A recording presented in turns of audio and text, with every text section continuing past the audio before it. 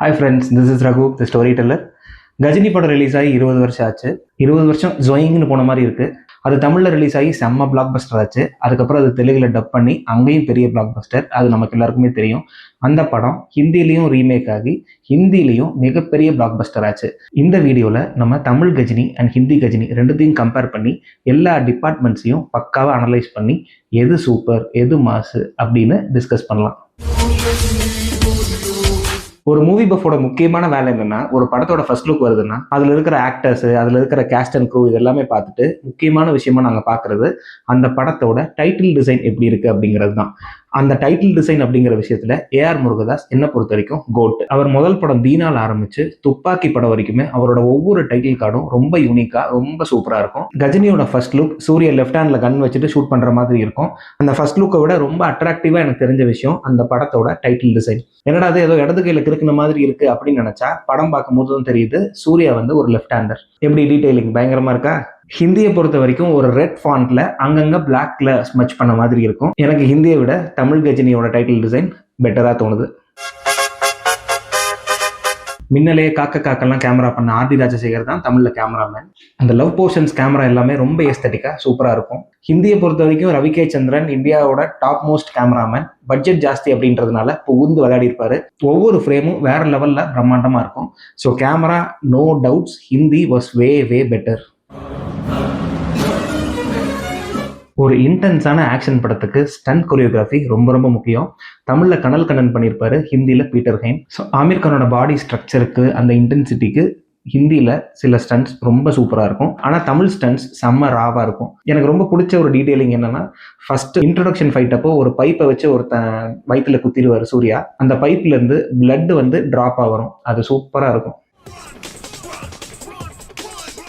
அது எடிட்டர் ஆந்தோனியோட காலம். தமிழ்லையும் சரி ஹிந்திலையும் சரி அவர் தான் எடிட்டிங். இந்த கஜினி, மன்மதன், நியூ இதெல்லாமே எடிட்டிங்க்கு ஒரு மாஸ்டர் கிளாஸ்னே சொல்லலாம். எஸ்பெஷலி கஜினி அந்த ஷார்ட் டேர்ம் மெமரி லாஸ் பேஷண்ட்டோட அந்த கன்ஃபியூஷன்ஸ், அந்த ஆங்ஸைட்டியை ஒரு மாதிரி காமிச்சிருப்பாரு. லேயரா வேற லெவல்ல இருக்கும். சுட்டும்பிடி சுடரே சாங்னா எடிட்டிங்கோட எபிட்டோம்னு சொல்லலாம். அந்த அளவுக்கு ஒவ்வொரு ஃப்ரேமும் மெர்ஜ் ஆகி ஓவர்லேப் ஆகி வேற லெவல்ல அந்த ஏஸ்தட்டிக் ஃபீலை நமக்கு கொடுக்கும். ஒரு மாலை பெப்பி, ட்ரெண்டிங், ஃபாஸ்ட் பீட், செம்ம சாங்கு வித் கார்த்திக் வாய்ஸ். ரிலீஸுக்கு முன்னாடியே அந்த படத்துக்கு ஹைப் வரத்துக்கு one of the biggest factors இந்த சாங் தான்.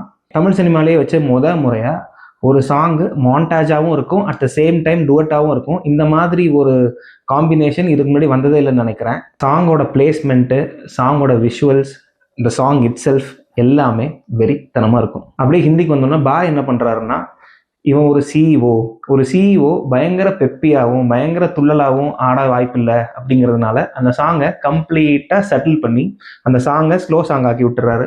பேக்கா அப்படிங்கிற அந்த சாங்கு ஆக்சுவலாக அது நல்ல சாங் தான். ஆனால் ஒரு மாலை கூட கம்பேர் பண்ணால் கண்டிப்பாக பெப்பு கம்மியாக இருக்கிற மாதிரி தான் நமக்கு தோணும்.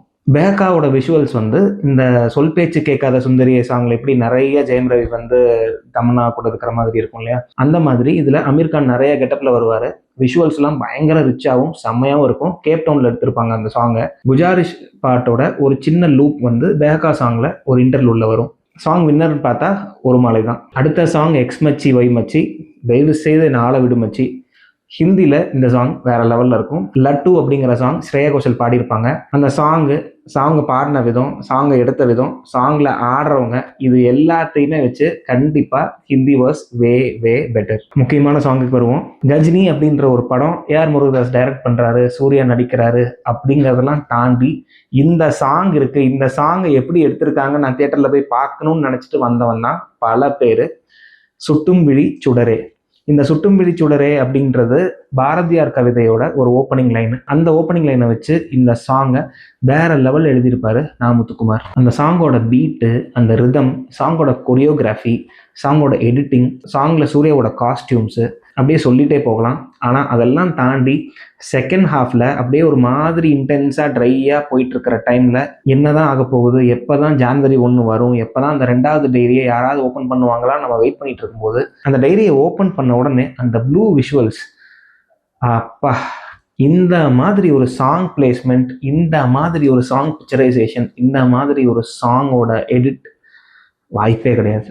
அப்படியே ஹிந்திக்கு வந்தோம்னா பா என்ன பண்றாருன்னா, ஓகே, டிசம்பர் 31 ஒருத்தன் ப்ரப்போஸ் பண்ணியிருக்கான், அவன் இன்னும் ஓகேவே சொல்லலை, அப்புறம் எப்படி இந்த சாங்கை டூயட் சாங்கா வைக்க முடியும்னு சொல்லி இந்த சாங்கை ஒரு லவ் ப்ரப்போசல் சாங்கா மாத்திட்டாரு வித் சோலோ வாய்ஸ்.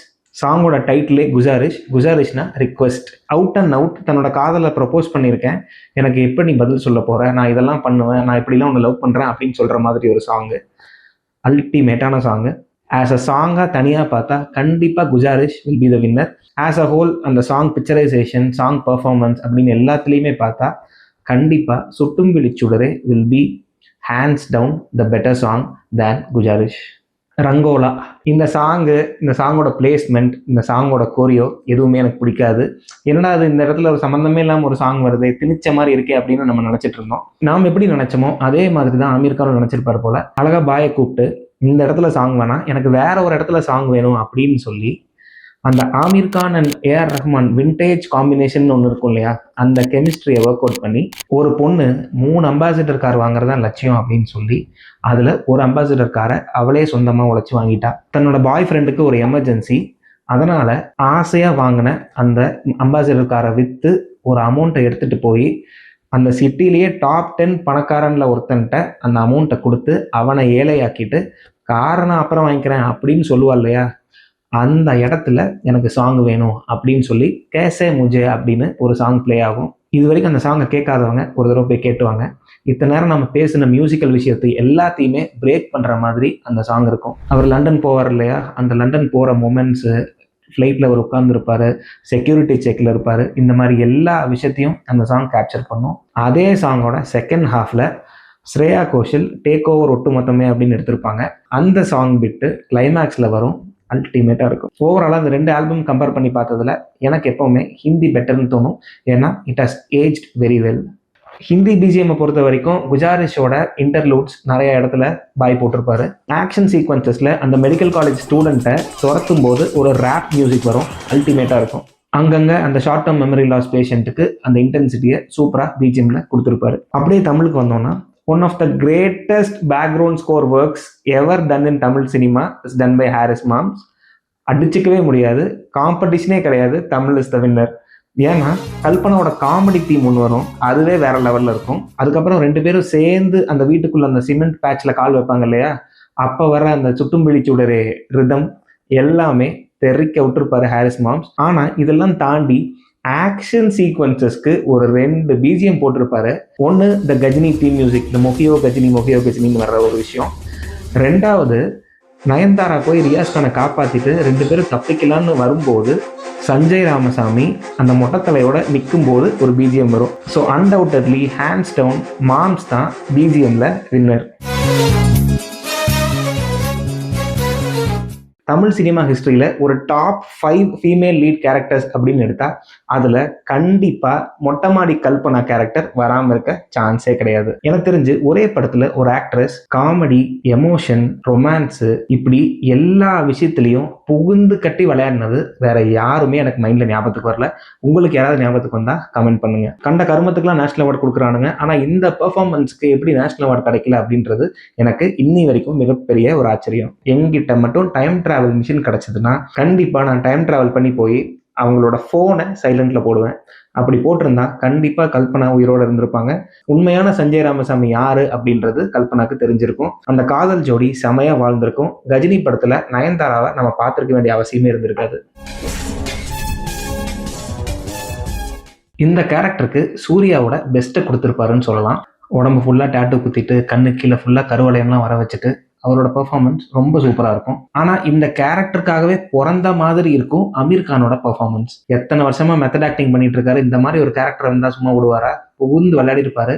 8 பேக்லாம் வச்சு அந்த ரிமூவ் டிஷர்ட்னு ஒரு டேக் இருக்கும், அந்த டேகை பார்த்துட்டு டிஷர்ட்டை கலட்டிட்டு ஒரு கர்ஜனை மாதிரி ஒன்று பண்ணுவார் பாருங்க, அல்டிமேட்டாக இருக்கும்.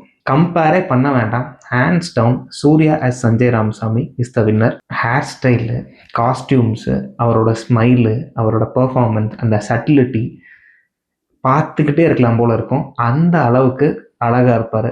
கல்பனான்னு ஒரு பொண்ணு என் நேமை யூஸ் பண்ணி பொய் சொல்லிட்டான்னு சொல்லி முறைச்சிக்கிட்டே போகிற இடத்துல இதுதான் கல்பனாவான்னு பார்த்து ரியலைஸ் பண்ணிட்டு அவங்க 2 பேருக்குள்ள ஒரு கான்வர்சேஷன் நடக்கும். கான்வர்சேஷன் முடிஞ்சதுக்கப்புறம் ஏதாவது வந்ததுன்னா நானே கூப்பிட்றேன்னு சொல்லி அசின் அனுப்பி விட்டதுக்கப்புறம் ஒரு மாலை விசில் தீம் வரும். அப்படியே சிரிச்சுட்டே நடந்து போவார் ப்ளஷ் பண்ணிட்டு. என்ன ஸ்மார்ட்டியா, இன்னைக்கு வரைக்கும் சுட்டுமிழி சுடரே சாங்ல நான் அசினை பெருசா பார்த்ததே கிடையாது. ஏன்னா சூர்யாவோட காஸ்டியூம்ஸ், சூர்யாவோட கிளாஸ், சூர்யா கையில போட்டிருக்கிற அந்த பிரேஸ்லெட்ஸ் எல்லாமே வேற லெவல்ல இருக்கும்.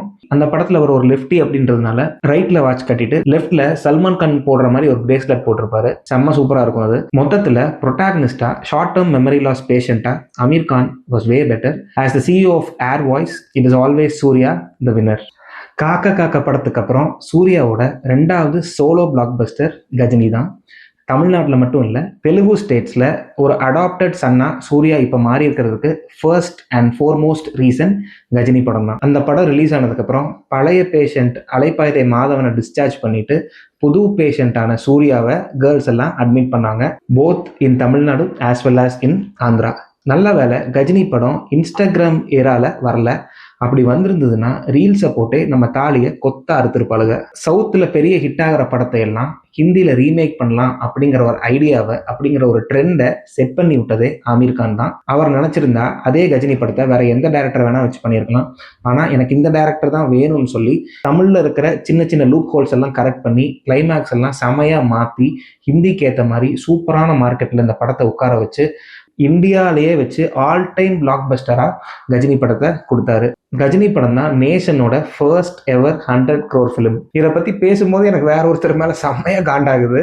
தலைவருக்காக அவர் நடிக்கிறேன்னு சொல்லுவாரியா, உனக்கு எங்கேயா போச்சு அப்படிங்கிற மாதிரி எனக்கு கோவம் வருது. ஏன்னா அவ்வளோ பெரிய ஒரு ஸ்டாரு, அவ்வளோ பெரிய ஒரு ஆக்டரை கூட்டிட்டு வந்து டவுசர் போட்டு பாலைவனத்துல ஓட வச்சுட்டேயா நாயோட அப்படிங்கிற மாதிரி கடுப்பாகுது. ஆமீர் கான் எவ்வளோ பெரிய மார்க்கெட்டிங் ஜீனியஸ் அப்படின்னா, அந்த மொட்டத்தலையோடு இருக்கிற short term memory loss patient கெட்டப்பை ஒரு ட்ரெண்டாக மாற்றி எத்தனை ஃபேன்ஸ் அந்த படத்துக்கு வரும்போது அந்த கெட்டப்பில் வந்தாங்க. அந்த அளவுக்கு ஒரு கிரேஸ், அந்த அளவுக்கு ஒரு யூஃபோரியா கஜினி படம் கிரியேட் பண்ணுச்சு. 2008லயே ஒரு பேன் இண்டியா ரீச் இருக்கிற லெவலில் ஒரு படத்தை பற்றி பேசிட்டு இருக்கும்போது என்னால் ஒரு விஷயத்தை நினச்சி ரிக்ரெட் பண்ணாமல் இருக்கவே முடியல. லைட்டாக கண்ணு இருக்குது. ஆமையனோட வாழ்க்கையில் இதெல்லாம் சகஜமப்பா, எவ்வளவோ விட்டுட்டோம், இதை விட மாட்டோமா என்ன? இந்த வீடியோ உங்களுக்கு கண்டிப்பாக பிடிச்சிருக்குன்னு நினைக்கிறேன். இந்த வீடியோவை லைக் பண்ணுங்கள். இந்த வீடியோவை பற்றி நீங்கள் என்ன நினைக்கிறீங்கன்னு கமெண்ட் பண்ணுங்கள். உங்கள் ஃப்ரெண்ட்ஸ் கிட்ட ஷேர் பண்ணுங்கள். மறக்காமல் ரகு த ஸ்டோரி டெல்லருக்கு சப்ஸ்கிரைப் பண்ணுங்கள்.